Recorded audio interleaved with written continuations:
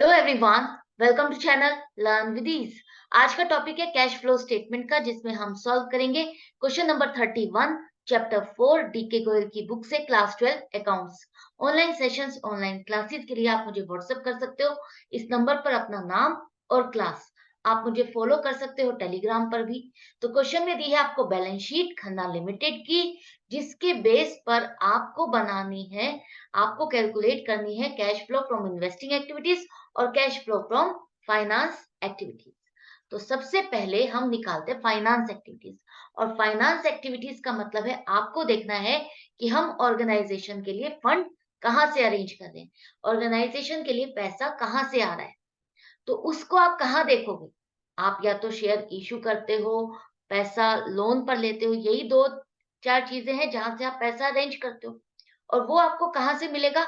आपको आपके equity and liability side से मिलेगा ये सारी इंफॉर्मेशन। तो एसेट साइड को नहीं देखना, आपको किसको देखना है? सिर्फ इक्विटी एंड लायबिलिटीज का। तो शेयर कैपिटल में आपको मिलेगा जो भी आपके शेयर्स आपने इशू किए हैं ड्यूरिंग द ईयर, वो आपको चेंजेस मिलेंगे। और अगर लोन लिया है तो लोन के लिए आपको नॉन करेंट लायबिलिटीज में देखना है। यहाँ पर शेयर कैपिटल आपकी पिछले साल 11 लाख थी, इस साल बढ़ करके 12 लाख हो गई। तो इसका मतलब क्या है? ये 1 लाख रुपए से बढ़ गई। तो बढ़ गई इसका मतलब आपने शेयर्स इशू किए हैं, नए शेयर इशू किए, तो आपके पास पैसे का इनफ्लो हुआ, कैश का इनफ्लो हुआ, पैसा आया। तो issue of equity shares 1 lakh. इसी तरह से आपने लोन लिया, लोन लिया 1,70,000 था पहले, और आज ये बढ़ करके इस साल क्लोजिंग में 2,40,000। तो डिफरेंस कितना आ रहा है आपका? आपको सिर्फ डिफरेंस लेना होता है। तो डिफरेंस आ रहा है आपका 70,000 का। 70,000 से आपका लोन बढ़ गया, इसका मतलब इस साल आपने 70,000 का और लोन लिया है। और लोन लिया तो आपके पास पैसा आया, इनफ्लो हुआ। ये टोटल आपके पास इनफ्लो आ गया 1,70,000। अब जो ये पैसा आपने अरेंज किया, इस पर आपने कुछ इंटरेस्ट भी पे किया होगा, कोई डिविडेंड भी पे करना होगा। ऐसी कोई इंफॉर्मेशन हमारे पास नहीं है, इसलिए हम यहाँ पर उसको कैलकुलेट नहीं कर सकते। अदरवाइज अगर आपके पास इंफॉर्मेशन होती यहाँ पर कि किस रेट से आपने लोन लिया या शेयर्स पर डिविडेंड देना है तो कितने रेट से देना है, तो हम उसको भी कैलकुलेट करते हैं, क्योंकि वो फाइनेंस एक्टिविटी से रिलेटेड है। वो आप कैश आउटफ्लो में दिखाते हैं। तो अब जितनी इंफॉर्मेशन है उसके बेस पर अब आपने निकाल लिया है cash flow from finance activities, मतलब कि इनफ्लो हो रहा है आपके पास 1,70,000 का टोटल। फाइनेंस एक्टिविटीज कवर हो गया। अब बारी आती है इन्वेस्टिंग एक्टिविटीज। और इन्वेस्टिंग एक्टिविटीज में हम क्या देखेंगे कि हमने फंड्स को कहां पर इन्वेस्ट किया, कहां खर्च किया, कौन सी एसेट खरीदी, इन्वेस्टमेंट्स हमारी कहाँ हुई। तो इन्वेस्टमेंट्स हमारी हुई है कुछ एसेट्स में। तो एसेट्स वाले पार्ट को आपको देखना है। तो एसेट्स के लिए आपके पास है प्रॉपर्टी प्लांट एंड इक्विपमेंट, जिसकी डिटेल आपके पास नोट्स टू अकाउंट्स में है।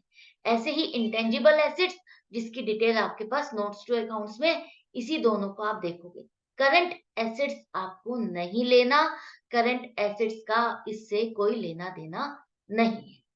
तो अब देखो, आपको यहाँ पर अकाउंट बनाने होंगे। एक्यूमुलेटेड डेप्रिसिएशन क्या है?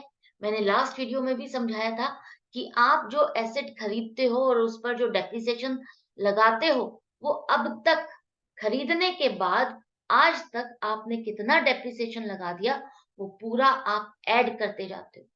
तो आप दो अकाउंट शो करते हो अलग अलग बैलेंस शीट में। एक तो आप दिखाते हो उस एसेट को जो आपने खरीदी, उसकी कॉस्ट, और जो डेप्रिसिएशन आप इस पर लगाते जा रहे हो हर साल, वो दूसरा अकाउंट एक्यूमुलेटेड डेप्रिसिएशन के नाम से खुलता है। ये डेबिट बैलेंस होता है और ये आपका क्रेडिट बैलेंस होता है। तो ओपनिंग आपका यहाँ पर 1.5 लाख है, और इसको हम क्रेडिट साइड पर दिखाएंगे 1.5 लाख, और क्लोजिंग आपका आएगा डेबिट साइड पर 2 लाख। एक चीज और क्लियर करना चाहूंगी, बुक में मिस प्रिंटिंग है। डेट और ईयर वहां पर रॉन्ग लिखा हुआ है, 17 और 18 लिखा हुआ है। आपको वो नहीं लेना, 21 और 20 है, शायद मिस प्रिंटिंग है। यहाँ पर जो साल आपको स्टार्टिंग में बैलेंस शीट में दिए, आपको उसी को लेके चलना है। 20 और सॉरी 21 और 20 है। यहाँ पर मैंने भी टाइपो एरर कर दिया, एसेट्स में आपको क्या लिखना है, 21 और 20।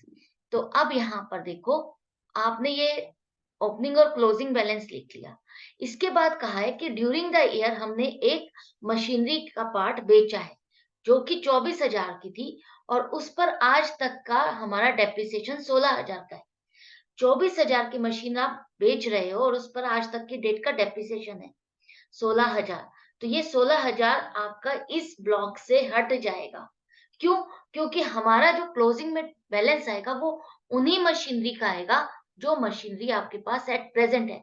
अगर कोई मशीनरी आपने बेच दी तो उससे रिलेटेड डेप्रिसिएशन भी आपका इस अकाउंट से हट जाएगा। हटाना है तो हमको क्या करना है, इसको डेबिट करना होगा। तो डेबिट साइड पर लिखो 16,000। एक्यूमुलेटेड डेप्रिसिएशन अकाउंट आपका डेबिट होगा और to plant and machinery account आपका क्रेडिट होगा 16,000 से, क्योंकि ये अमाउंट अब आप प्लांट एंड मशीनरी अकाउंट में ट्रांसफर करने वाले हो, क्योंकि वहां पर हम उस मशीनरी को जो सेल कर रहे हैं उसकी कॉस्ट से उसको हटाएंगे। लेकिन उस कॉस्ट का कितना कितना पार्ट हमने कहाँ कहाँ किस तरह से डाइवर्ट हुआ वो चेक करना है। तो सबसे पहले यहाँ पर इसको क्लोज कर लो। अब आप देखो डेबिट साइड का टोटल आपका 2,16,000 है, क्रेडिट साइड का टोटल मैच नहीं कर रहा, इसका मतलब जो डिफरेंस आ रहा है वो क्या होगा, 66,000 का डिफरेंस आ रहा है और वो आएगा आपका क्रेडिट साइड पे।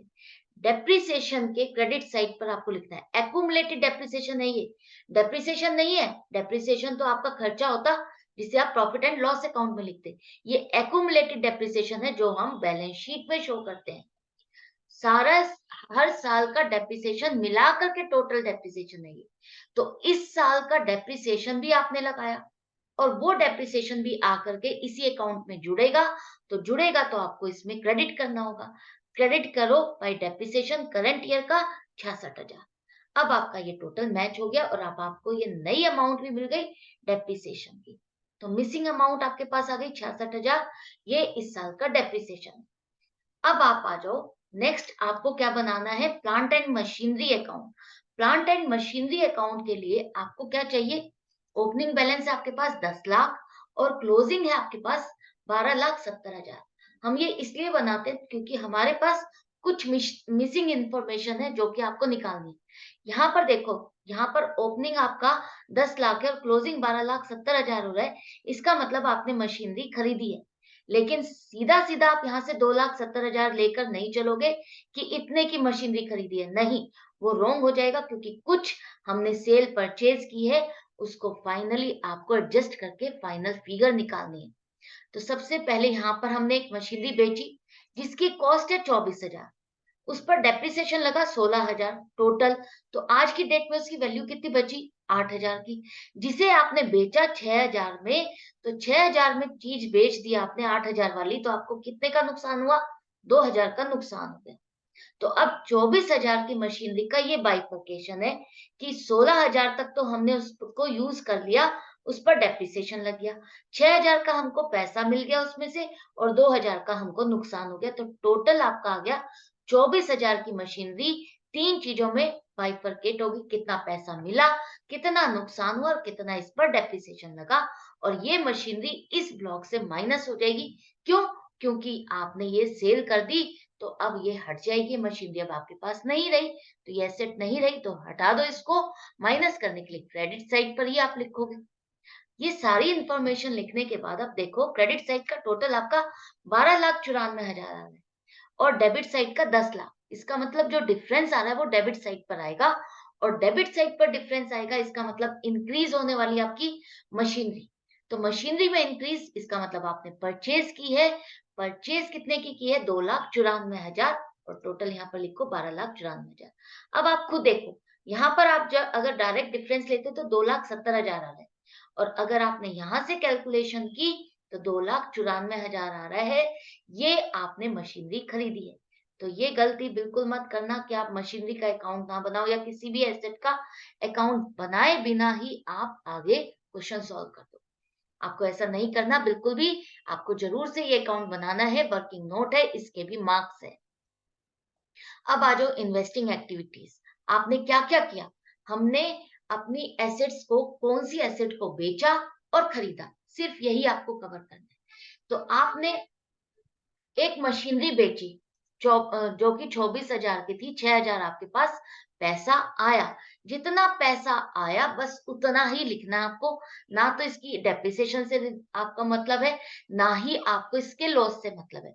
इन्वेस्टिंग एक्टिविटी में हम सिर्फ और सिर्फ जितना एसेट को बेच करके आपको पैसा मिला उतना लिखोगे।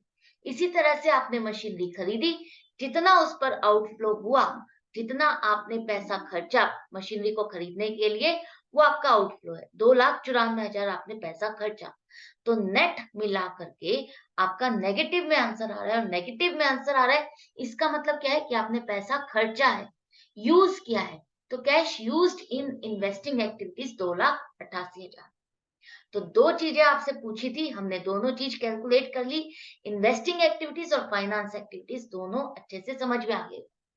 आप हर एक्टिविटी को अलग अलग सेग्रीगेट करके अच्छे से समझोगे, मिक्स नहीं करोगे, तो आप ये चैप्टर आपके लिए इजी हो जाएगा। अगर आपने मिक्स कर दिया तो डेफिनेटली ये आपके लिए डिफिकल्ट हो जाएगा कवर अप करना, कि आप कैसे इसको कवर करो।